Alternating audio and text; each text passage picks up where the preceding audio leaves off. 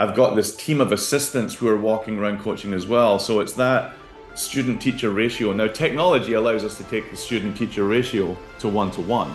Um, Yes. and so, that's the big solve. But a question I'm often asked is, so does that mean that AI is replacing coaches? Today we talk about how digital and physical worlds merge to elevate coaching and member experience. I'm your host, Andre Cvijovic. Welcome to today's episode of Top Rated Gym Podcast, where we are diving into the world of fitness innovation with Steven Webster, a CEO and founder of ASENSEI, a cutting-edge company combining AI and human coaching. With a background in martial arts, technology, and coaching, all three, Steven has spent the last decade creating a game-changing product that's transforming the way we interact with fitness. Whether you're a gym owner, coach, or a fitness enthusiast, today's conversation will inspire you to rethink how technology can elevate the member experience, improve training results, and drive business growth. Steven, welcome to the show. Thank you. I'm excited to have this conversation. Man, when I saw your technology, your tech, oh my God, it was like, is there anything in the world we'll do without tech? And what you're doing is what people paid thousands of dollars before. So let's start from the beginning. Steven, can you tell us about your journey from martial arts into the tech world? I know a lot about you, your background, but let's that come from you, buddy. Yeah, I'll try and keep it brief and you can like nudge me and ask questions. And thanks again for having me. But yeah, there's two parallel tracks that have run through my life and kind of intertwined constantly. One is sport and the other is tech. So, I'll start with sport. Yeah, I grew up in Scotland, like a lot of kids, most kids in Scotland.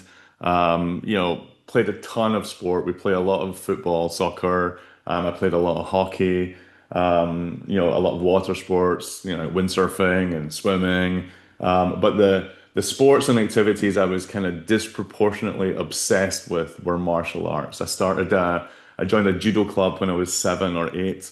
That led me to jiu-jitsu. And by the time I joined university, I studied at University of Edinburgh. I was already a black belt in jiu-jitsu and I wanted to compete in a sport at university. That was a very important like balance for me that I've got my academics and I've got my release, my escape. And so there were two karate clubs at the university. And so I kind of went to them both and said, who wins the most medals? And then I was Edinburgh Shukokai. I was like, right, I want to be on that team.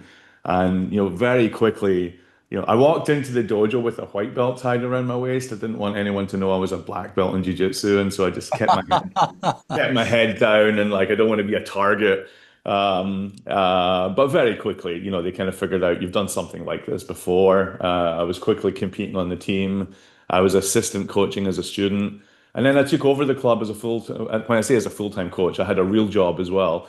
But I was the full-time coach of Edinburgh University Shukokai Karate Club and took that club to 10 consecutive national championships. So that's where my passion for sport and coaching comes from, is I really cut my teeth at Edinburgh University as a 20-something, learned,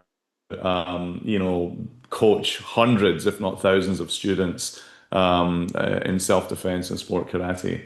And then on the tech side, I went to university to study computer science and electronics, and I ended up in that track because, I grew up around tech. My dad worked in avionics, so fighter aircraft electronics for cockpits and helmets. And so I always grew up kind of like very aware of the cutting edge of technology. One of the first kids in town to have a computer. My dad was like, there's these computers you can have at home now, let's get one. And so always growing up around tech and always being like super passionate about sport. And there's been moments throughout my childhood where I'm like, can I put a light on my punch bag that when the light flashes, it will time how fast, I'm able to hit the bag, or, can I wire up my hockey goal so a red light will go when the ball hits the back of the net? And all of these projects failed, but like I still had this desire to, kind of solder something together or code something with my computer that will let me practice sport and get some feedback. So, we'll get into ASENSEI in a moment, but looking back, I've always kind of craved this, whether I'm shooting pucks in my backyard or I'm, in my garage just by myself, kicking my punch bag. I craved this idea that I could get some feedback on how well I was doing and that maybe technology was the answer. And, fast forward decades, here I am leading the team at Sensei. That's incredible. And I know what gets measured gets improved, right? Right. You're going down to the elements of the game, elements of micro session, like reflexes, like how quickly can you measure it, Yeah. right?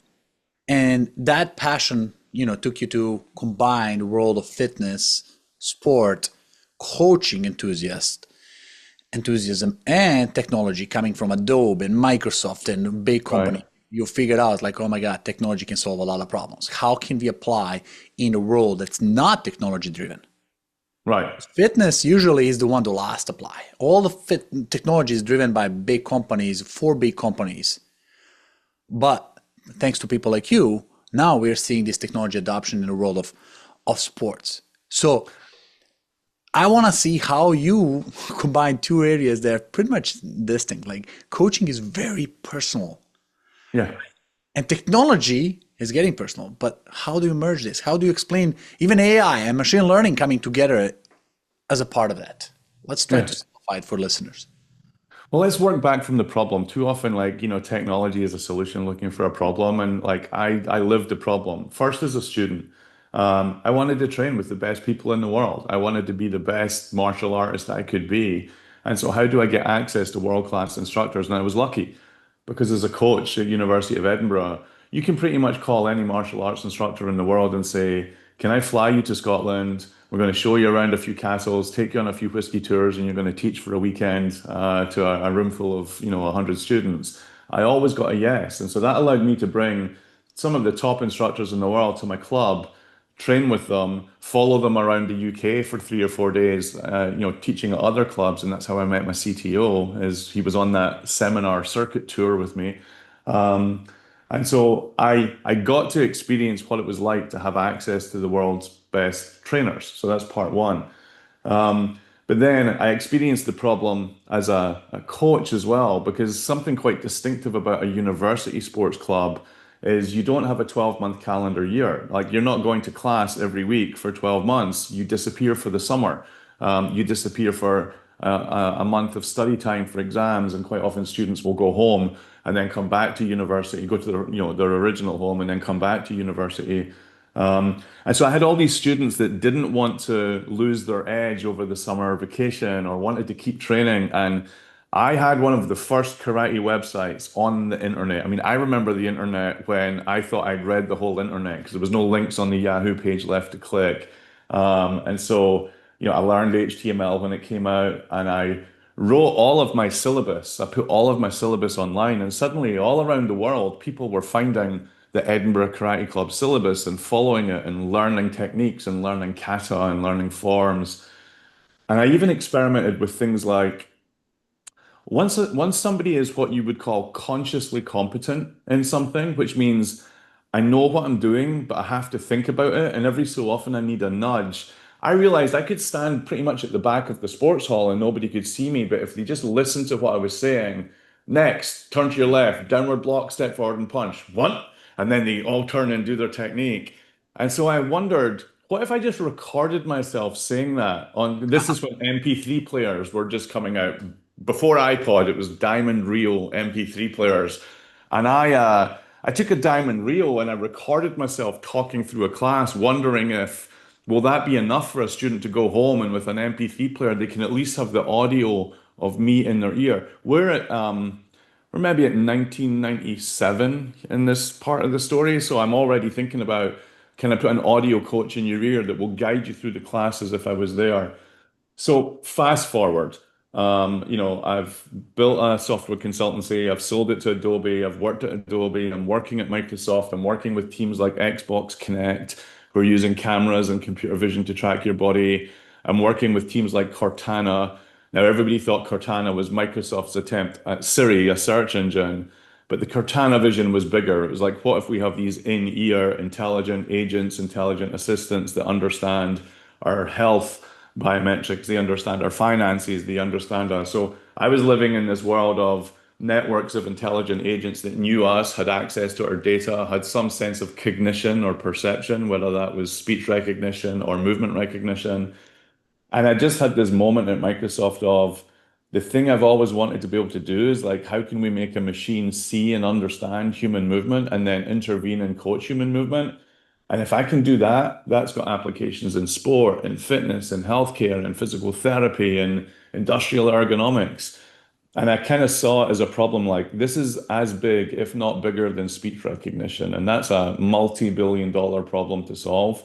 And so, yeah, I was at Microsoft very comfortably working at Microsoft and was like, no, I got to do it again. I got to start this company. I think human movement is something we can make a machine understand. And that was the beginning of ASENSEI. And it's getting even, what a cool thing about that, it's getting real time. Mm. You know, you could upload content and get a machine to digest it, then get a coaching program or get human involved. What we are talking about is capacity of today's technology that you can get almost instantaneous feedback. Like technology looking at you, reviewing like a real human on real time, scaling across multiple devices in the same time, multiple people getting personal coaching. It's a game changer. And And it's then on device as well. It's on on device. It's real device, time and on device. Yeah. you know, when you go in any class environment, you know, you get one person monitoring the whole class Right. and occasionally approaching you and saying, hey, correct this, but then moves on. Right. This is not only live coaching, but it's immersion of feedback that's consistent. That's what I Yeah. love about it. That's Well, what I was very lucky. I mean, I was very fortunate with the resource available to me at Edinburgh University. I had the resource to allow me to build one of the best clubs in the country for a decade. And one of those resources was I had several, we started to attract talent, and it becomes this virtuous cycle, right? That I would have these like second degree black belts. They'd heard about the club, they wanted to be part of the club. I even remember one student saying, "That's why I chose Edinburgh University. It wasn't for the law school; it was for the for the karate program." Um, and when these students would join, I'd be like, I would love to teach you. I would love to have you in the club, but will you also teach me? And can you teach the club? Can you bring yours?" And so I had several instructors. I had a Spanish national champion, a national champion from Uruguay, a Scottish national champion who joined our club.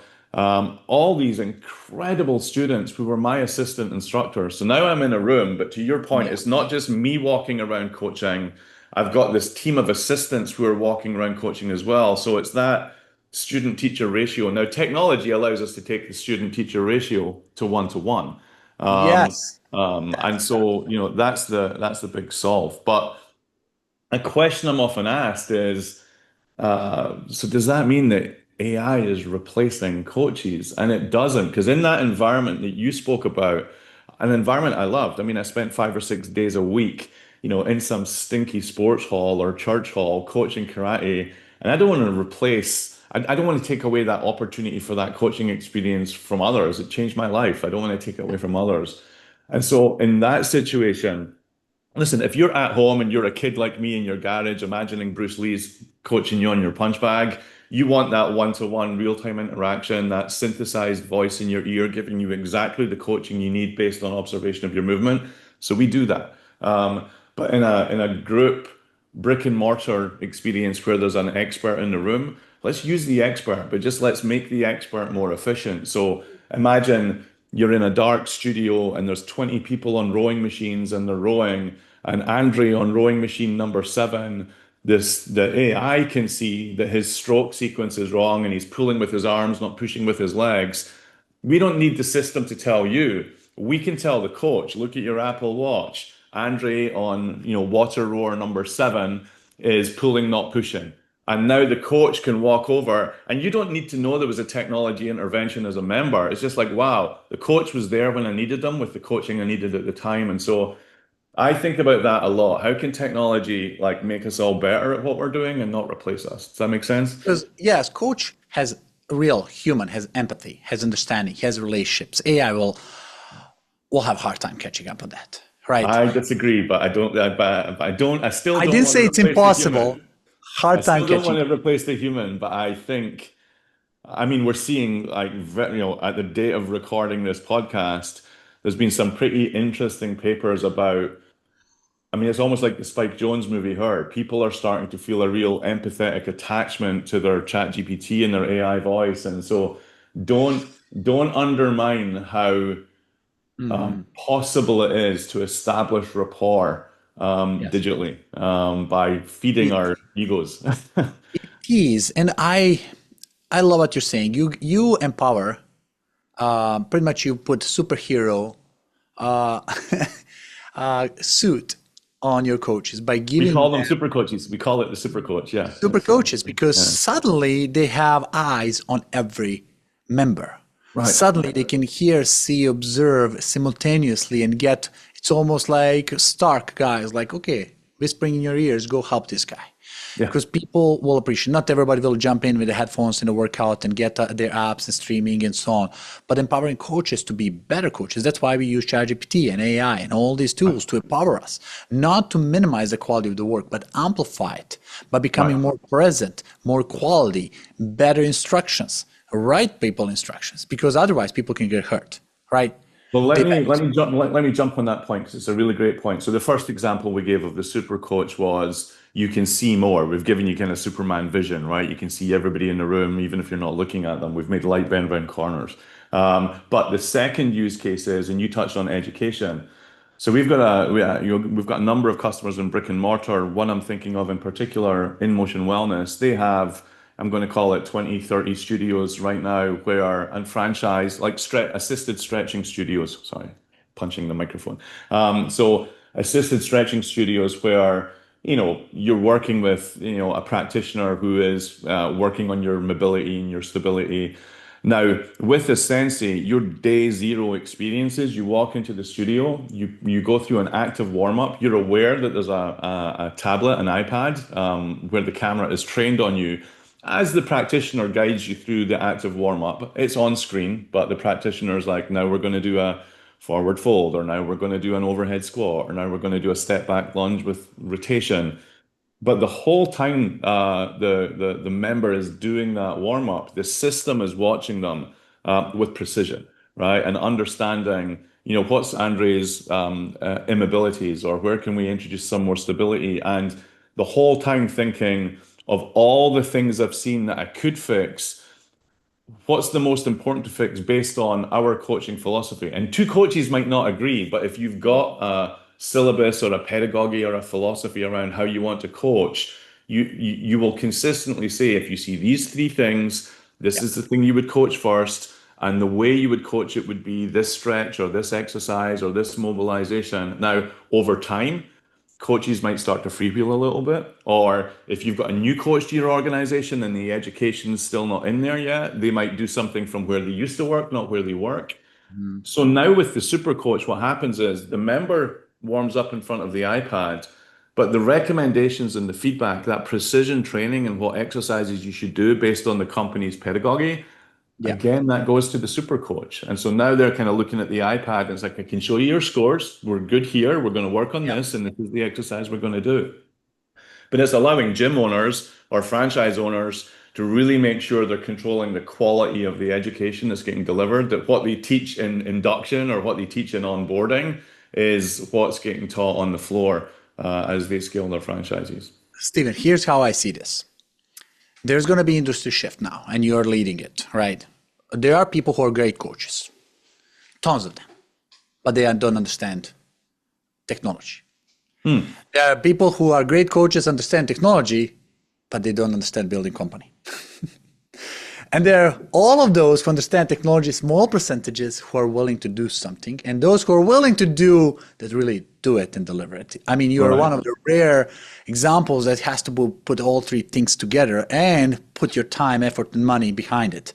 But where I'm Right. seeing this happening years from now, mark my words, save this video, is going to be whole franchise chains driven by this tech. Because Orange Theory wouldn't exist without heart rate monitors, Right. wearable, right? And they wouldn't exist without Bluetooth technology and big screens. Because when I went there first time, I was like, my God, this is the craziest thing ever. Like I cannot slack. And my orange zone is as hard as for somebody 70 years old because their Right. orange zone is 120 BPM, mine is 160 or Right. 70, right? So we are at the same intensity regardless of the age. It was like, this is brilliant. My Right. God. But there's just one tiny small measurement of beats per second correlated to the age that gives you coaching and boost your workout. But Right. where is now a second level when monitors your body, when gets your whole impression about how well are you doing? Are you hurting yourself? Are you doing proper position? Are you Right. doing in a way that you should be doing? That's the next level. And the companies who takes this early on, I believe, will create empire because there's no 100%. I mean, obviously, I can't speak about all of our customers who we haven't announced yet, or our customers who were our partners who we're engaged with. But I can assure you of one thing: there is not a brand you don't know on the planet that isn't thinking about AI and personalization and movement recognition. And another important thing to acknowledge as well is a few years ago, there was this constant, almost like religious debate around do people want to work out at home or do they want to work out in studio? And let's be honest, the filter through which you understood the data was what you preferred. And the reality is, and history rhymes and leaves clues, and so we've seen this in other industries from banking to e-commerce, is consumers like the convenience and the experience of both. Sometimes I just want to have a quick 20, 30-minute workout in my garage, but I want it to be engaging and fun and tracked and know if I'm progressing. And so I want, the best technology solution there. Other times I can't wait to see my friends, and the workout as much as about like what we'll do for the hour or two after. Like my karate club was a social club as much as it was a martial arts club. And so I think consumers demand the best of both worlds. And what's happening, and this is kind of a wake up to brick and mortar, is like a lot of us have got some. I keep pointing at my garage. It's through the wall behind me here with all my fitness equipment in it. And like, we've got like fantastic experiences that we can have at home where I can have a trainer in my ear tracking my form, coaching me, strength training equipment with digital weight like a tonal, a rowing machine like a hydro that has a screen on it and can, anyway. Boxing bags, like one of our customers is a boxing bag with a camera, and the camera can track my strikes and my knees and my elbows. So if that's the technology I've got at home, why am I paying $300 or $200 for a gym membership and I'm getting Swiss balls and stretchable bands and rubber dumbbells? My expectations of the experience you're going to deliver me in facility are elevated, but the advantage the facility has is the advantage the facility always had, which is like there's more equipment there than I can afford to have at home. So now if you can start to interconnect that experience, and so as I'm moving from the warm-up floor to the dumbbells or onto a particular piece of equipment, that I've got that sense of my work is being recognized, I'm being progressed when I should be getting progressed. If a trainer is required, the trainer will just magically appear. It's like, hey, I can see you're trying to do X, and can I give you like a little bit of coaching? And now we've created that opportunity for a coach member or a personal trainer member interaction that might lead to a block of 10 lessons. And so I think there's upsell just more so revenue. much opportunity. There's so much opportunity for brick and mortar. And I promise you, from big box to new franchises, we're speaking with everyone because this is a technology that can power that personalization and power that member experience. No, and it's like you said, I like your expression. Digital is getting physical, physical is getting digital. There's a Right. merge between these Yeah. two worlds. And it's revolutionizing. Yeah. Industry is changing rapidly and we gotta adapt.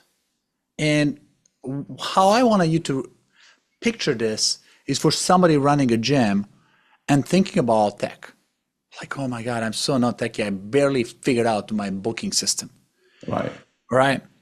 Like for them, a lot of time this is like gut feeling like, oh my God, like what do I need? Like Right. camera, screens, mirrors, stands. Let's simplify it for them. What it Yeah. takes for somebody to experience this in their gym at the easiest level. Like how quickly can somebody adopt this without having to go through 6 months onboarding? As quickly as they can stick an iPod on a tripod. I mean, it's as as quick as that. So Listen, and for your listeners, let me explain. ASENSEI is an ingredient technology, so we're not a direct-to-consumer product. You don't download ASENSEI or use an ASENSEI piece of equipment per se. Um, uh, an analogy I often use is Dolby audio, right? If you buy a television or you buy a soundbar or you buy, headphones or even your car, if there's one that has Dolby Atmos and one that doesn't, you don't even know why you want the one with Dolby Atmos. You just know that that stands for better quality audio, or maybe it stands for surround audio. That's the same for ASENSEI. That's how we want people to think of the brand, is if I'm looking at two connected strength training products, and one of them I know that's powered by or they partner with ASENSEI and the other doesn't, if they're otherwise the same, I'm going for the one that's powered by ASENSEI. Because what does that mean? It means my form is being tracked. It means I might get real-time feedback. It means I might get my programming personalized and progressions, or maybe I'll get to do AMRAP challenges or EMOM challenges, or, based on my previous scores. And like it unlocks a better experience. So I'll start there. I want to make sure everybody understands we're an ingredient technology. So for a brick and mortar facility or a franchise, it's like, how do we get started? Um, Mm. Either they're using products where we're already working with that customer to integrate our technology. So we can maybe talk about some of those products. Or we realized an opportunity of like the what we call a smart warm-up station. Mm. We make it stupid simple for somebody to just have an iPad, in the warm-up area of your facility, or many iPads, it's up to you, or an Android tablet, or just anything with a camera and a processor Smart on it. device with a camera on it. Exactly. Now, this can be bring your own device if you have a member application, but if you don't have a member application, like we'll provide an application. And essentially, we call it a smart warm up. That smart warm up experience is tell your members to go over there, do their movement prep. Essentially, will then recommend one or two additional exercises that they should do. So it's like, Andre, I can see your hips look a little tight today, or I can see your left shoulder's got less mobility than usual. Here's another exercise to do before you go on the floor. Maybe even give you a recommendation. Your Mm. shoulders look a little tight, so maybe go easy on the load you're lifting overhead today. But we talk about crawl, walk, run. That's the crawl experience. Like if you're a multi-unit franchise owner, call me. Like we can have that experience in the corner of your facility before next week. And I love it. See, I'm big guy like Whoop. It's always there for the last 4 years on my wrist. Man, I was very suspicious at the beginning. I wake up feeling tired, exhausted. I look at a Whoop and I'm in green. I'm like 85. It's like Right, this thing is not accurate, but I have to go to the gym anyway. I right, go to the gym and I'm a beast. I woke up, I perform, I sweat like a crazy. Then next day, one of the days I woke up rested, I look at the Whoop and I'm in red. right, Like this thing is not accurate. I'm hitting a gym. Oh right, my God, I almost broke my knee. I couldn't right, jump. I couldn't land. I was like, oh my God, this thing knows much better how I feel right, than really my mind is telling me. right. And that's what I believe about technology. That's why I'm addicted to this system of tracking, because you want to know external factor, because your conscious is how to say it, subjective. It's totally subjective. And when you get the right thing, you will see new. That's why we have world record consistently moving the bar. Right. That's why we have people performing at the highest level all the time, because they're getting technology from manufacturing shoes for the marathon runners Yeah. to manufacturing biochemistry in our body to what the runner should be, now to the movement and every muscle development. That's And I why. think so. I completely agree, and I think you're talking to like one archetype of athlete, if you like, which is that person that cares about the marginal gains. It's like I care about creatine. I care about my whoop readiness score. I care about the little things because I understand that the aggregation of the little things is progress. And so there's definitely, and I like the Nike definition of athlete. If you have a body, you're an athlete. So there's definitely an archetype of athlete where that's the data that they want, that's the insight that they want, that's the thing that pushes and propels them. But I don't want to forget about everyone else. Like uh, when you can recognize somebody's movement, you can just do things that are focused on engagement and enjoyment. They're not focused on precision or micro personalization or hyper personalization as we talk about. And I'll give you an example. I had to teach people a lot of reverse punches, and I had to make them do quite a lot of class to get good at them, good enough that they could score points with them in a competition. But if I made you come to class, it's like, okay, we're going to get our 500 reverse punches in, let's do them, and then we'll move on to the fun stuff. I wouldn't have had a club. It's boring. Nobody wants to do that. Um, but I can start to think of like what are more engaging ways that utilize that technique, but can be, and I'll just kind of make up one just now. I might stand in front of you and say, I'm going to throw a reverse punch as fast as I can. And then as soon as my hand comes back to here, you're going to throw one. So it's you do one, I'll do one. You do one, I'll do one. Well, now with the Sensei, we can track that experience. Like I'll know your reaction time. Like as soon as I get back to here, I'll know how quickly you did your punch. Or I'll know if you cheated. Like if I throw my punch and you've already started throwing yours before I finish mine, it'll be a no rep. Like we're not counting that one. And so suddenly I've just like made this practice of and think about that. That could be you and I both in Mm. our own homes, both standing in front of our cameras, both seeing each other in a partner workout. Okay. But I do my rep, you do your rep. I do my rep, you do your rep. So now we're working out what's one of the things we lose at home is we lose community and we lose, That's right. companionship. But now I've brought that, digital is getting physical. I've brought that in-person experience into the digital realm. So let's never forget that just the simple things like a challenge, an AMRAP challenge. One of our customers is a company called ReadyFit. And if you want to train for a military fitness test, like you want to be a Navy SEAL and you want to like train for the Navy SEAL fitness test, and then you want to submit your test, you can do that through ReadyFit, and it's all being administered by a sensei. Like the push-up tests, the plank tests, the chin-up tests. Did your chin come over the bar or not? Is it a proper rep or not? Did you break form in your push-up and that's a no rep? So they're using a sensei to automate the training and submission of military fitness tests. But take that into something like a High Rocks or a CrossFit or a, Spartan challenge or so now we're in a world where we can really start to think about the role of technology not being in precision coaching, like whoop, it Mm. is, but it's also just widening the tent to other people by creating more engaging, more enjoyable experiences. And so I encourage us to think about that as well. We can just Steven, make fitness fun. and I love everything from the tech, from the experience, from the amplifying results, from the community. And I want to ask a question that probably listener is thinking now, like, yeah, but where in my QuickBooks, in my P&L, this sits? Is this help me get more members because I have cool tech? Is this lead generation for them? Is it retention?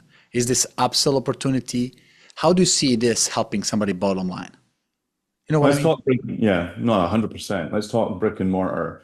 First of all, I'll light up a number of different experiences, okay? So, we didn't coin, but we stole the phrase gym intimidation. There's an intimidation factor about showing up at the gym, right? I'd love to do yoga, but I've never done yoga before. Or I'd love to do Pilates, but I don't, That's or my I'd wife. love to go to a boxing class, but I've never boxed before.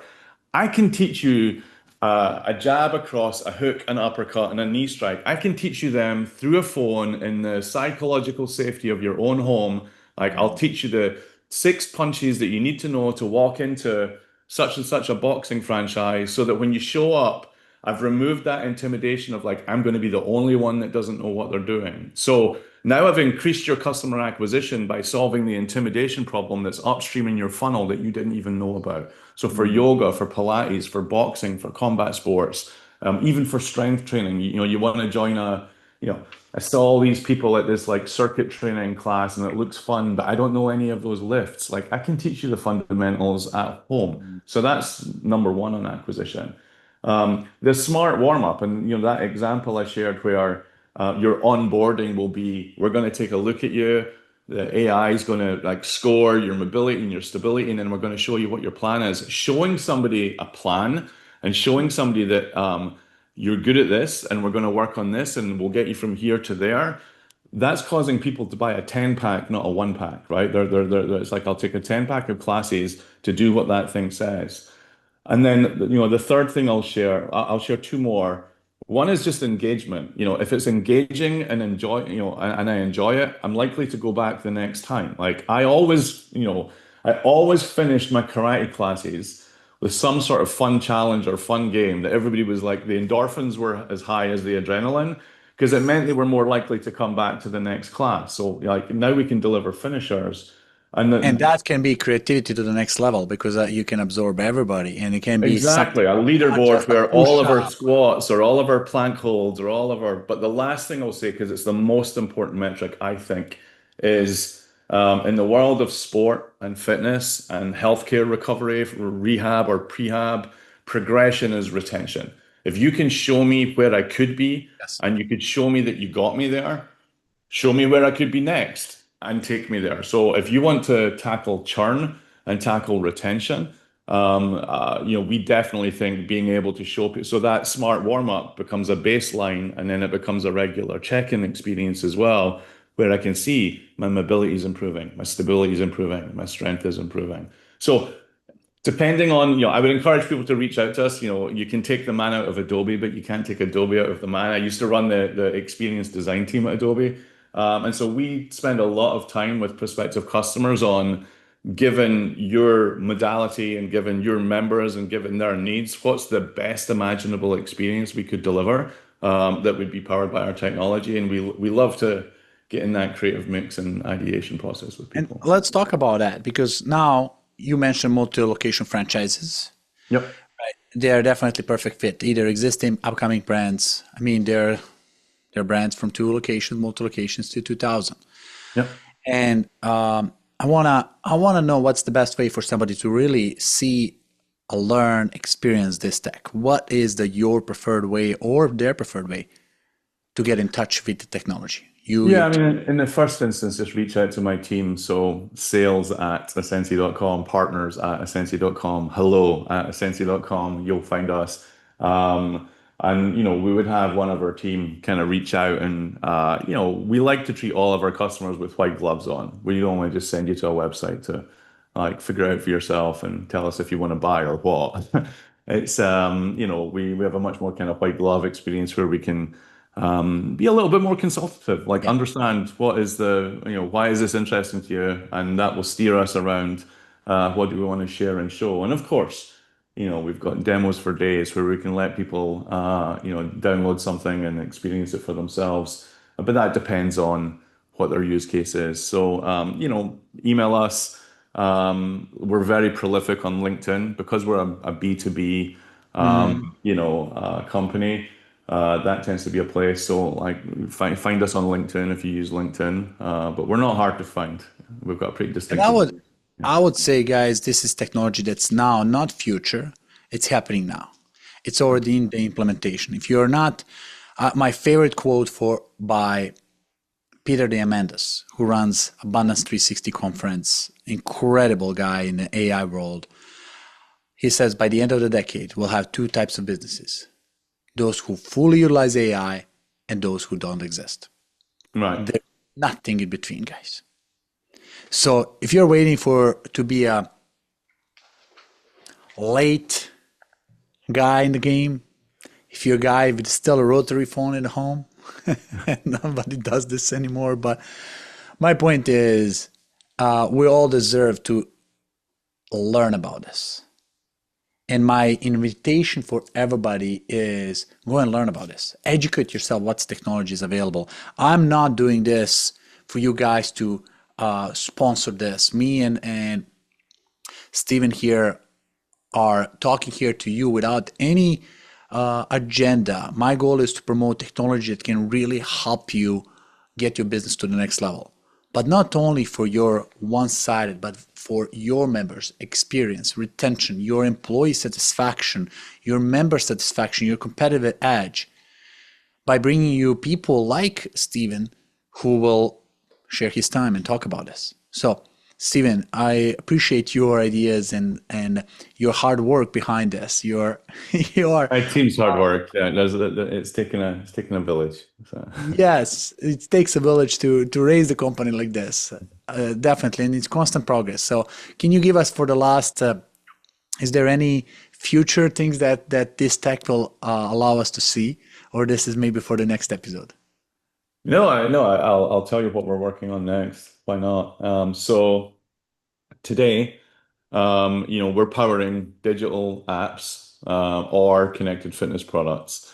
And so our technology is inside these apps and inside these products, and that allows the product to understand not only what you should be doing based on the program you're following, but how well you're doing it. And so now we can personalize, we can intervene, we might coach in the moment. And if we're coaching in the moment, we can put the voice of a real athlete or a real coach in your ear, but using your name and referring to the moment. So, Andre, look at your back leg. Your knee's a little soft. I want you to straighten that back leg. Great correction. So you can now get that experience in your ear. But it's a one-way experience. The coach is looking at you. The coach is able to then verbally cue you or visually cue you on a screen. And it's a phenomenal experience.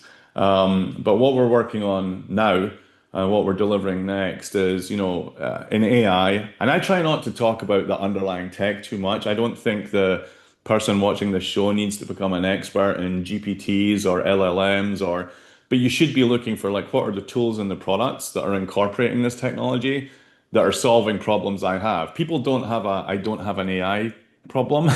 They have a member retention problem, or they have a churn problem, or they have but what we're working on right now, and working with some of our early customers on is LLMs, or large language models. So what does that mean in real life? It means that instead of the audio that we're putting in your ear being something that we've pre-imagined and pre-thought about. So we'll sit down and say, if we see somebody exhibit knee valgus in a squat, the coaching language we'll use is push your knees out, or whatever. We Pretty think about complex. that. We think about that ahead of time, and we kind of encode that so that if we see that, we can say it. But with large language models, ASENSEI is really providing the context that allows us to have a coach be a little bit more improvisational on how they say that and what they say that. And we can put guardrails around that coach, so that coach is using the language that we train the LLM So it's not on. scripted. But It's it's not. not scripted. It's sounding natural, and it's sounding different every time. So if you make the same mistake 3 times, it will kind of like, adapt. So it's not scripted. It's using the language of the coach. It's using the language of the organization they're coaching for, or it's using the methodology of the organization they're coaching for. And you can even fine tune it and say, I like a strict coach that's going to kind of like really, tell me off if I'm not. And somebody else might be like, I like a nurturing coach, and we can make that same coach, have their coaching style be different. We're using synthetic cloned voices of real coaches. And so now it sounds completely natural, like that coach is in the room. And then the final step we're working on is, how do we make it conversational? So how can you start a conversation? So it might be in the middle of a workout, you're getting that moment of frustration of like, oh, this feels hard, or this hurts. And what would you do in real life? You'd be like, am I doing this right? It hurts my lower back. And then the coach is like, oh, it hurts your lower back. So this is what I would like you to do. This is the change I want you to make. So by the end of this year, our goal is that these coaches in your ear are natural, conversational. You can't ask them for a risotto recipe, and it's going to go off on a tangent and start telling you how to cook or what the weather is in, Los Angeles. They stick to You their, chat with a personal uh, trainer. yeah, yeah, yeah. It's a very constrained, specialized coach that knows its material. But that's what our customers want. They want to take their real life coaches and digitize them at scale. And you want to drive engagement. There's nothing like feeling like you've had a moment with the coach, that you've had some time with the coach. And so that's what we're working on next. It's like, it feels to me like the final piece of the jigsaw puzzle I always wanted, which is I'm slapping pucks in a net in my back garden, and I'm chatting to Wayne Gretzky as I do it, or I'm hitting my punch bag and me and Bruce Lee are hanging out and like, teach me how to do this better. We're months away from that being what we've willed into existence. And this is incredible progression of AI for everybody. It's like AI is built like, okay, here's a prompt, here's a process, here's what you want to look for, and when you find it, react and immediately. And it was wonderful because you don't have to create perfect scenario like a driverless car. Can recognize the street, keeps on it, recognize the red lights, and so on. But next generation is like, get me a feedback. Like Right. it can include one sense visual, but adding second sense feedback, like, oh yeah, my back starting hurt, my knee. Okay, let's go Right. slow down. right? Instead of just laying like, oh, you're not doing your best. I know you can do more. Keep pushing. It's Right. like two-way interaction. And the levels are going further when they start learning not only about this whole process, but learning about you, your physical capabilities, your processes, it's really becoming personal. And that's we go back to the beginning of the conversation when you say, I would rather work with somebody who is digital than maybe somebody who is fully not empowered digital, because the Right. coaching data that AI is getting around us is going to be incredible. It's going to be so well that's going to know about you before you even speak up about the problem. And that's why I believe that the future of technology is getting so democratized. This AI is bringing such a huge value to fitness community. And it used to be that technology was firstly adopted by the big, massive corporations, like in governments. Now it's kind of opposite. We are seeing this technology being adopted literally in the small businesses first, Yeah. and then spread out. Yeah. I know 100%, 100%. And like we're just incredibly excited. It's been 10 years, almost 11 actually. I keep saying 10 years, but I started saying that 6 months ago. So, it's been 10 years. We've followed the pace of technology and you're kind of pushing it at the same time as it's pulling you, right? But we very much are at a place where at the end of the day, all I cared about was, can we democratize access to world-class coaching? Can we feel like there's a coach standing right behind us in our ear, teaching us something we don't know or making us better at something we passionately want to be good at? And we're standing on the precipice of, yes, we can do that. That's awesome. Steven, thank you so much for being today's guest. This was incredible share by you to the community. And for your community, you know what you need to do. Click share, subscribe, like, and send this episode to somebody who is in charge of business, or somebody who says, oh my God, I have a retention problem. You don't have a retention problem. You have maybe innovation problem. And this can be a potential fix for you. So on behalf of the community, Steven, this was wonderful. Thank you for being Thank guest. you. Thank you so much. If you are a gym owner looking to become a top-rated gym in your area, visit topratedgym.com and grab our free 30-day reputation boost.